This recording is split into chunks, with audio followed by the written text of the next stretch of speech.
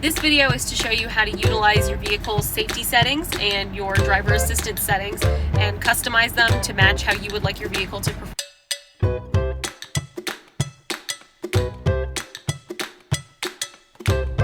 So there are two ways to access the vehicle safety settings. There's a shortcut button right next to your hazard light.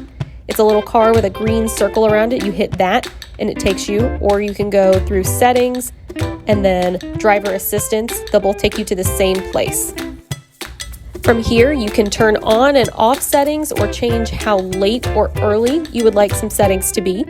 So your front end collision, your side collision, your lane departure warning, you can turn the steering intervention on and off. Some people like it, some people don't.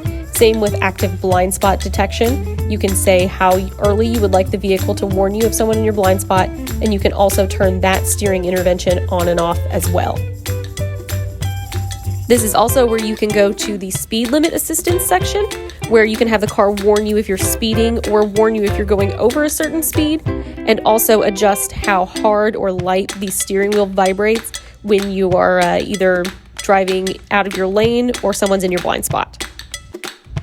Thank you for watching, and thank you for being part of the Century BMW family.